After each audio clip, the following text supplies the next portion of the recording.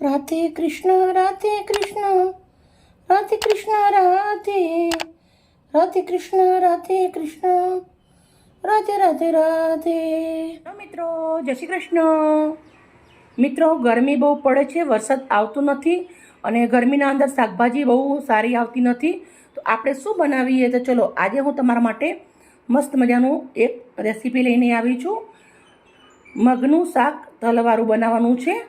કેમ કે ઓછા શાકભાજી આવે ત્યારે આપણે શું બનાવવું એમ રોજ વિચાર આવે આપણને. તો આજે એકદમ બધા પરિવાર જોડે તમે ખાઈ શકો અને જેને કેલ્શિયમની કમી હોય એ પૂરી થઈ શકે. તો આપણે સરસ મજાનું મગનું શાક તલવાળું બનાવવાનું છે. મેં મોટો વાટકો ભરી મગ લીધા હતા, રાતે પલાળી દીધા હતા, સવારમાં પાણી કાઢી નાખ્યું છે 7 વાગે અને અત્યારે થોડા ફણગાઈ ગયા છે. અત્યારે 1 વાગ્યો છે. 1 વાગે હું વિડીયો બનાવવા બેઠી છું તો સરસ મજાના થોડા ફણગાઈ ગયા છે. અડધી વાટકી ભરીને તલ લીધા છે, જોડે સલાડ હશે. પછી એક ડુંગળી લીધી છે, ઝીણી ઝીણી સમારી લીધી છે, મોટી નંગ ડુંગળી છે. પછી 1 નંગ ટામેટું લીધું છે, એને પણ ઝીણું સમાર્યું. લીલા ધાણા છે, લીમડો છે, લસણ છે, લાલ લીલા મરચાં છે, ચટણી આવશે, બધા મસાલા આવશે. જે બી મસાલા કરું પૂરો વિડીયો શેર કરું છું. એકદમ નવી સબ્જી લાવી છું, ઘરના મસાલાથી બની જાય છે અને હેલ્થ માટે જોરદાર છે. મિત્રો મારી વિડીયો સારી લાગી તો પ્લીઝ એક લાઇક કરજો. બનાવવાની રીતે આપણે ચાલુ કરીએ. બાફ્યા પણ નથી, કુકરનો પણ ઉપયોગ નથી કર્યો. મેં એક હાંડી લીધી છે, હાંડીના અંદર બનાવવાના છે. 1 ચમચો ભરી અને આપણે સિંગ તેલ ગરમ મૂકી દઉં છું. તેલને સરસ ગરમ થવા દેશું. તેલ આપણું ગરમ થઈ ગયું છે. અડધી ચમચી રાઈ નાખું છું, અડધી ચમચી જીરું નાખવાનું છે. રાઈ અને જીરું નાખ્યું છે આપણે વઘારમાં. રાઈ જીરું ચાટકી ગયું છે.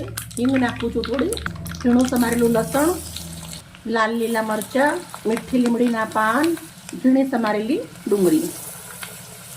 ડુંગળી નાખ્યા પછી આપણે તલ નાખવાના છે. તલ પહેલાં નાખશું તો તલ આપણા બળી જશે, એટલે ડુંગળી નાખ્યા પછી નાખવાના છે. ડુંગળી જોડે તલ તરત શેકાઈ જશે. તો ડુંગળી આપણે થોડી વાર સાંતળી લેવાની છે. મિત્રો તમે જોઈ શકો ડુંગળી આપણી સરસ સંતળાવા આવી ગઈ છે.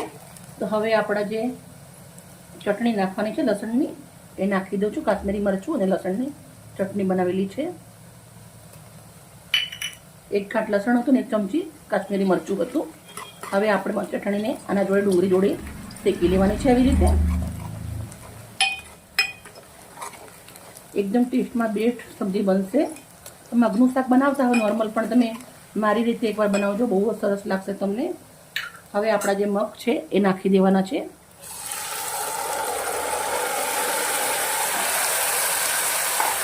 સરસ મિક્સ કરી દઈશું. હવે આપણે મસાલા કરી લેવાના છે.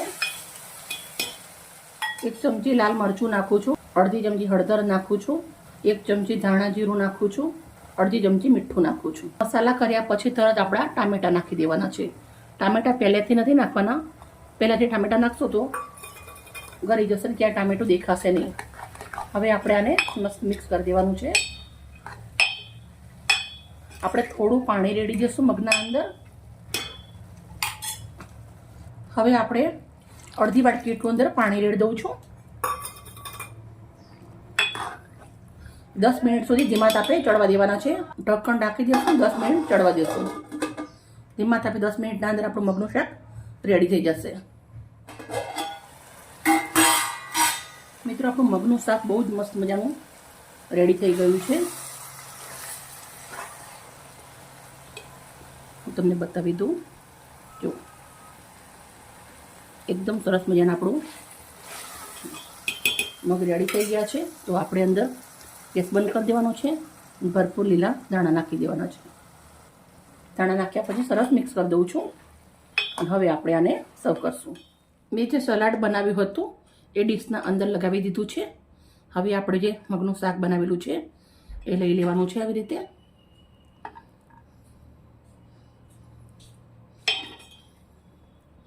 તમે જોઈ શકો છો એકદમ બહુ સરસ મજાનું આપણું શાક દેખાઈ રહ્યું છે. ખાવામાં પણ હેલ્ધી છે. મારી દીકરીએ સરસ મજાની રોટલી ફુલકા બનાવી દીધી છે. તો જુઓ મેં રોટલી પણ મૂકી દીધી. એકદમ સરળ રીતે બહુ સરસ મજાની આપણી રેસીપી આજે બનીને રેડી થઈ ગઈ છે. મિત્રો અમારી વિડીયો સારી લાગી હોય તો પ્લીઝ એક લાઇક કરજો અને દોસ્તોને શેર કરજો. Okay bye. કાલે મળીએ નવી રેસીપી સાથે.